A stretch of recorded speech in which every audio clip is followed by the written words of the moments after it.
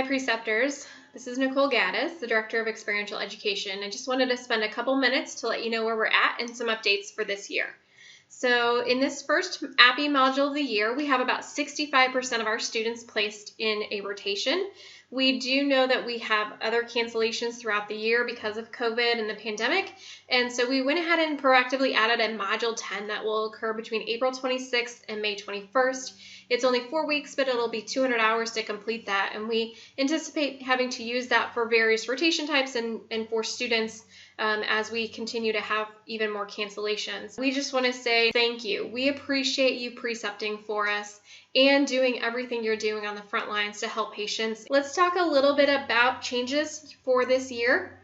We have tried to make it a little bit easier for you as a preceptor. So while we do still recommend the same assignments that you did last year for your rotations, the same 2 assignments, we're still having 2 assignments, but we're going to increase that flexibility. So whereas last year we might have said for this rotation type you can only do this or that, you can do any of the 4 rotation types for your rotation this year. So that is a DI paper, journal club, case presentation, or project. For each of those assignments, there's guidance available in our manual. Please review that prior to assigning the project for your students to make sure you're able to meet those requirements for each of the arenas, especially if you're not used to doing one of those types. Overall, the students will have to do 1 DI paper throughout the year and 3 case presentations throughout the year. We also did move a self-awareness and lifelong learning reflection out of the patient care selective rotation, and we added it to health system rotation because health system is a required rotation. For community care rotations, we are going to suspend the health outreach event until further notice. You can still have them do something if you want them to make calls or do some sort of health outreach, as long as it's within guidelines for the pandemic in your area. For our experiential education guidelines, we've updated a few things. The students are now going to complete a self-screening for COVID on paper, and they will either complete it prior to the rotation if they have a positive on that, or they'll email it to you, or if there's no positives, they'll just bring it the first day and let you have it. And then they also will be have been told to follow your site policies and procedures related to any COVID policies. If they are exposed at site, we do ask that we report that as an incident on Core ELMS, and we will work together to determine what happens if the student needs to be off-site for a certain amount of time. The students are also going to clock in and clock out. We started this in Mod 9 of last year, and we're going to continue as we move forward. You don't need to do anything with those hours. You don't need to confirm it or anything, but it is there for you to be able to review. They were given some guidance for the clocking in and clocking out, that if they can have up to 2 15-minute breaks and a 30-minute or less lunch break, and there's not a need to clock out if they stay within that guidance. One thing that they should not do is if they're doing homework at night, then that's not a time they clock in. But if they are doing project time that they would be at your site, then that would be able to be counted. We also have an update on our grade change policy. If you're interested, you can read that in Experiential Education Guidelines in the manual. We've added several things into the manual. One is some guidance for remote rotations. We'd like you to talk with your course coordinator prior to making a change to a remote rotation. You can also review that guidance as well. The bottom line for those is that APPE evaluations do not change for remote experiences, so preceptors have to be able to still assess each of the items in order to be able to have a remote rotation. Core ELMS does now have an Android app, so you can try it out if you'd like, but we also would just recommend that you save Core ELMS as like a quick link on your phone screen if you want to use it. Other things in the manual, we do have examples for a lot of the projects, so there's now an example DI paper for you to review.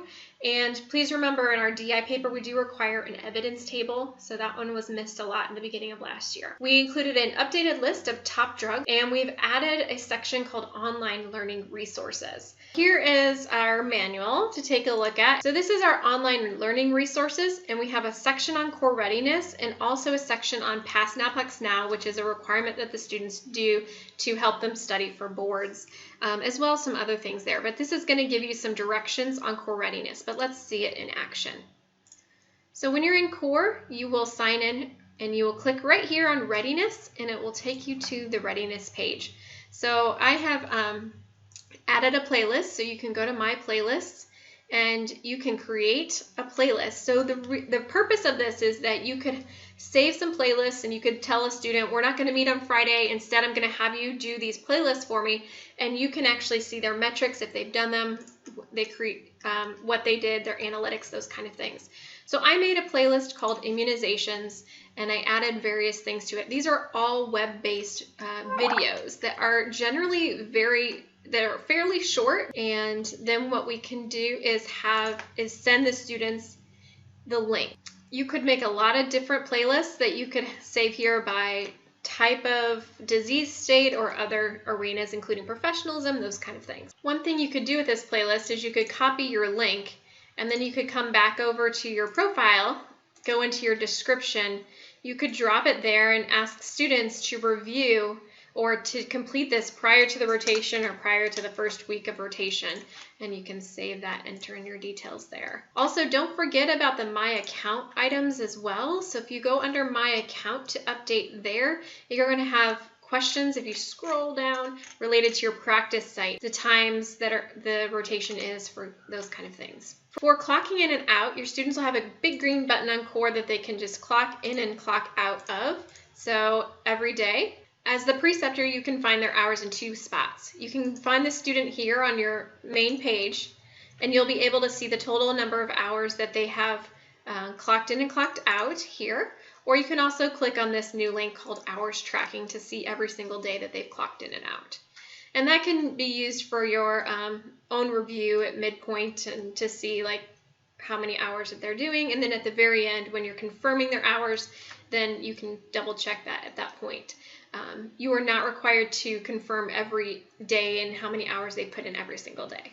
And lastly, just a reminder that if you do get in trouble where you're having issues either with student performance or issues with infectious disease, anything like that, please remember to call us and contact us at any time. We are happy to help you through any process or issues that you're having. That is pretty much it for the update. And we just want to say thank you to you, our preceptors, for your commitment to our students and their learning and their future careers. So thank you so much, and have a great day.